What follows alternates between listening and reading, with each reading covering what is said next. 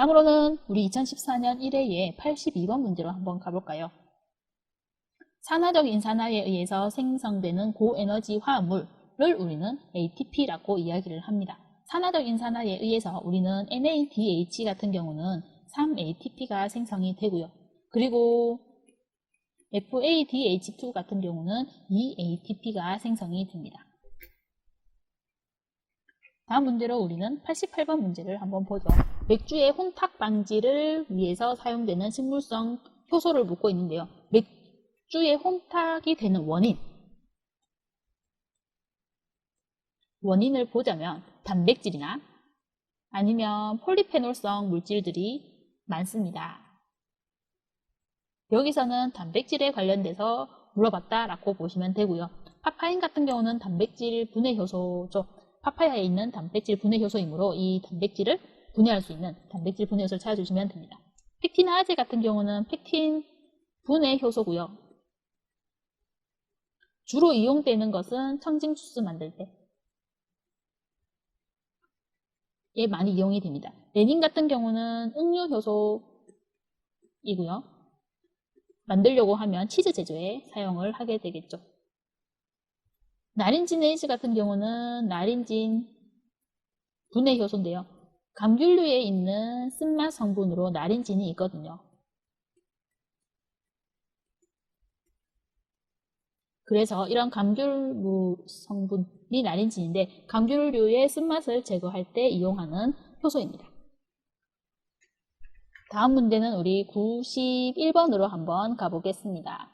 91번에서는 술덫의 전분 함량이 16%인데 여기에서 얻을 수 있는 탁주의 알코올 도수를 묻고 있습니다. 포도당 100에서 얻을 수 있는 에탄올, 알코올의 이론 수율은 51.1%고요.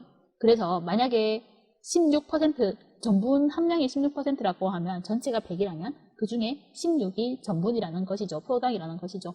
그래서 계산을 해보시면 약 8도 정도의 도수를 얻을 수 있게 됩니다. 다음 문제는 우리 95번 문제로 한번 가볼까요?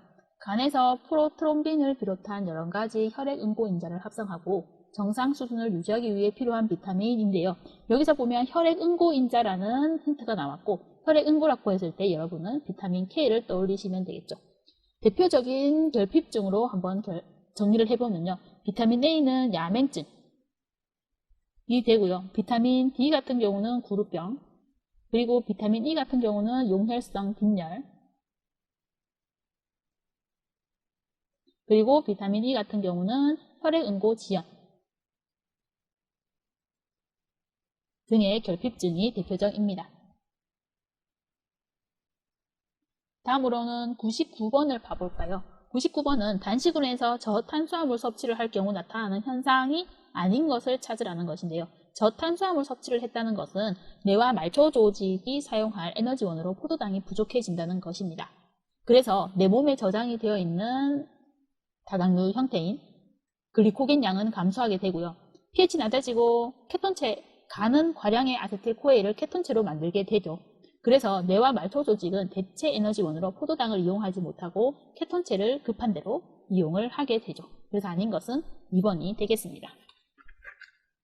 다음으로 2014년 2회 문제로 가서요. 우리는 81번 문제로 나가보도록 하겠습니다. 계산으로 이런 효소랑 관련돼서 시험에 나오는 경우는 대부분 이때거든요. 여기서 S는 기질 농도를 의미하고, 그리고 Km은 미카엘리스 상수를 얘기하고, V는 효소 반응의 속도, 그 다음 Vmax는 충분한 기질 농도에서의 최대 농도를 얘기를 합니다. 그래서 여러분들은 이 식을 기억을 하고 이런 조건일 때가 저희는 주로 시험에서 만나기 때문에 기억을 해두시면 도움이 될 것 같아서 선택을 하게 되었습니다. 그래서 V를 계산을 해보시면 분당 5단위가 되겠죠. 다음은 우리 87번으로 가볼까요? 빵 효모 균체 생산할 적에 배양 관리 인자가 아닌 것은 인데요. 빵 효모는 사카로마이시스 세레피시이고요. 이거는 통성 현기성 또는 호기성 균이니까요. 현기 조건은 상관이 없는 것.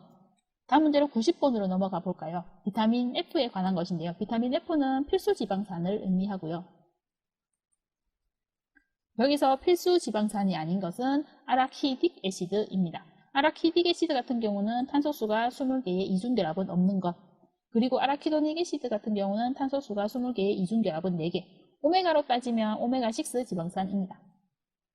리놀레익 애시드 같은 경우는 탄소수가 18개의 이중결합이 2개인데 오메가6 지방산이고요. 그 다음에 리놀레닉 애시드 같은 경우는 탄소수가 18개의 이중결합은 3개. 오메가 지방산으로 따지면 3 지방산이 되겠죠. 다음 문제는 우리 97번으로 한번 넘어가 보겠습니다. 아미노산은 등장점보다 낮은 pH에서 전하가 어떻게 변하는가? 라고 묻는 문제입니다. 먼저 아미노산의 구조를 보시면요. 아래 COOH, C 아래 NH2라는 게 기본적인 아미노산의 구조인데요. 이 아미노산은 양성 이온성을 가지고 있습니다. 그래서 COOH는 H를 하나 잃어버리기 쉬워서 COO-가 되기 쉽고요. 그리고 아미노기인 NH2 같은 경우는 수소를 하나 더 받아서 NH3가 되기 쉽습니다. 그리고 산성 영역에서는 수소를 하나 더 받아서 그냥 플러스 전하로 대전이 되고요. 그리고 염기성 영역에서는 수소를 빼앗겨서 마이너스로 하전이 되는 것을 확인할 수가 있는 것이죠. 그럼 문제는 등장점보다 낮은 pH를 물었고요. 등장점보다 낮은 pH라고 하는 것은 산성 영역을 얘기를 하는 것이고 산성 영역에서는 플러스로 대전되게 되죠. 다음 문제는 98번 문제를 한번 보겠습니다. 청주를 제조할 때 굽기운으로서 구비하여야 할 성질이 아닌 것은 인데요. 아밀레이스는 전분분해 효소고요. 그리고 프로테이즈 같은 경우는 단백질 분해 효소입니다. 청주를 제조를 한다는 것은 알코올 발효를 하겠다는 것이고 알코올 발효를 하려고 하면 글루코스에서 한 분자의 글루코스에서 두 분자의 에탄올이 만들어지게 되는데 그래서 전분 분해 효소 생성량은 많고 강해야 하는 것이 맞으나 단백질 분해 효소가 강할 필요는 없죠. 그래서 2번이 되겠습니다. 다음 문제 2014년 3회로 넘어가서요. 83번 문제로 넘어가 보도록 하겠습니다. 알코올 발효를 하는데 전분 증자에게 균을 배양을 하여 당화와 알코올 발효가 동시에 일어나게 하는 방법을 물었는데요. 보통 전분을 발효성 당으로 바꾸고 이 발효성 당을 다시 알코올로 바꾸는 과정이 필요하고요. 전분을 발효성 당으로 바꾸는 과정을 우리는 당화라고 얘기를 하고요. 그리고 발효성 당을 알코올로 바꾸는 것을 우리는 알코올 발효라고 이야기를 하죠. 그리고 이 두 가지가 따로따로 일어날 수도 있습니다만 동시에 일어나게 하는 방법을 우리는 아밀로법이라고 이야기합니다. 다음 문제는 84번으로 넘어가 보겠습니다. 산당화법의 이점이 아닌 것은? 이라고 묻고 있는데요. 당화법은 산당화법이 있고요. 그리고 효소당화법이 있습니다.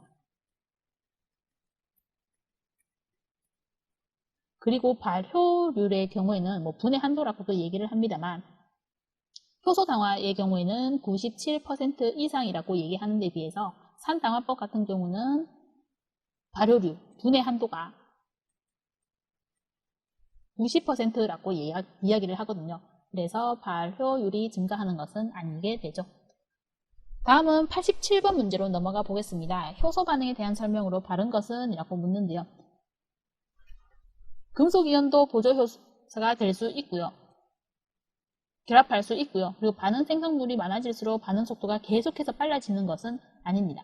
그런데 K의 미카엘리스 상수값이 낮아질수록 기질 친화력이 강하다는 것을 의미하는 것은 맞습니다. 그래서 답은 4번이 되겠죠. 다음 문제는 우리 91번으로 넘어가 보겠습니다. 비타민C 생성과 관계 있는 발효 과정을 묻는데요. 이것은 결과부터 얘기드리자면 솔보스 발효라고 하는 것인데요.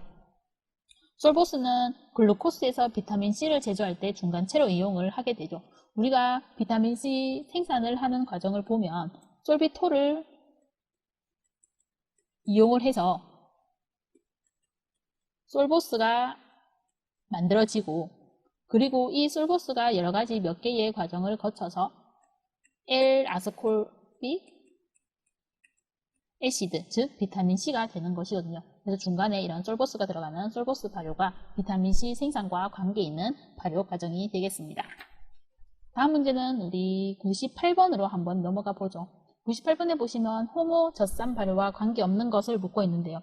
젖산 발효 같은 경우는 호모 타입과 그리고 헤테로 타입이 있고요. 호모 타입 같은 경우는 부산물 없이 락테이트, 젖산만을 생성을 하게 됩니다. 그리고 부산물이 만들어지는 과정을 젖산 외에 부산물이 만들어지는 것은 헤테로 타입, 다르게 얘기하면 이상 발효 젖산균이라고 얘기를 하죠. 그래서 여기서는 이런 부산물이 만들어지는 것은 상관이 없죠.